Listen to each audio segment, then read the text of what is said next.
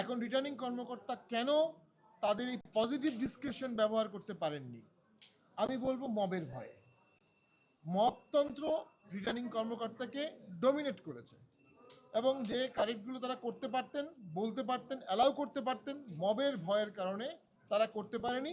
কারণ তৎক্ষণাৎ তাকে একটা ট্যাগিং করে দেওয়া হতো, তৎক্ষণাৎ তাকে দোষর বলা হতো। এই ট্যাগিংয়ের ভয়ে ভারাক্রান্ত প্রশাসন স্বতঃস্ফূর্ত ভোট করতে পারবে না। ভোট করতে গেলে স্বতঃস্ফূর্ততা লাগবে, প্রশাসনকে ফার্ম হতে হবে, ডিকটেট করতে হবে, ডোমিনেট করতে হবে, ল বাস্তবায়ন করতে হবে। Let who is high, law is above him. যে যত বড়ই হোক সে ল এর নিচে। The king is under nobody but under God and law, আমরা 1000 বছর আগে ইংলিশ লতে পড়ে আসছি।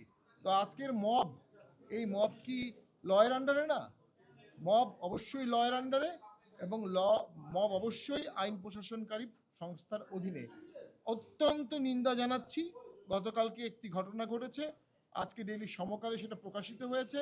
আমাদের বগুড়া জেলা জাতীয় পার্টির অফিসে কিছু দুষ্কৃতিকারী তারা গিয়ে আমাদের অফিস দখল করেছে এবং সেই অফিসে একটি ব্যানার লাগিয়েছে। এখানে বেগম খালেদা জিয়ার একটা শোক বার্তার ব্যানার ছিল, তার উপরে তারা একটা ব্যানার লাগিয়ে দিয়েছে, নিচে লিখেছে এনসিপির পক্ষে। আমরা জানি না ব্যানারটা কারা লাগিয়েছে, আমরা কাউকে দোষারোপ করছি না, আমরা প্রশাসনকে দোষারোপ করছি যে তারা এই ঘটনা, এই অফিস দখলের ঘটনা কেন ঠেকাতে পারল না।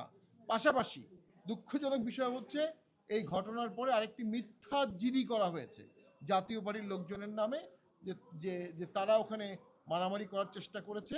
তো যারা অফিস দখল করলো, যারা আমাদের এখানে ফলস ব্যানার লাগালো, তারা উল্টো আমাদের লোকের বিরুদ্ধে জিডি করেছে। প্রশাসনকে নির্বাচনের সময়ে পার্টি অফিস দখল বাংলাদেশের ইতিহাসে কখনো হয়েছে বলে আমার মনে হয় না।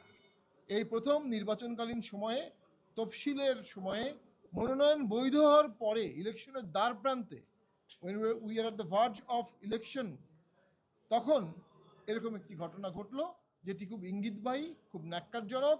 শক্ত পদক্ষেপ সরকারকে ইমিডিয়েটলি নিতে হবে, শক্ত পদক্ষেপ নির্বাচন কমিশনকে ইমিডিয়েটলি নিতে হবে। যদিও আপনি বলেছিলেন নো ভায়োলেন্স এবং ট্যাগিং এর রাজনীতির কথা বলছেন, কিন্তু বর্তমান নির্বাচনের পরিবেশ কতটা নির্বাচনের অনুকূলে আছে?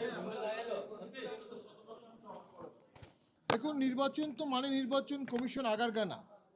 নির্বাচন মানে বাংলাদেশের 68,000 গ্রাম, চর, উপজেলা কমপ্লেক্স, ট্রাইবাল এলাকা, বিভিন্ন নদীর কর্নার, বিভিন্ন দ্বন্দ্বময় এলাকা, 42,000 সেন্টার।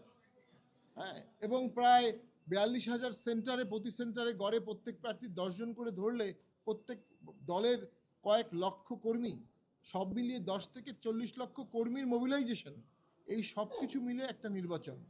সেই নির্বাচনে আমি মনে করি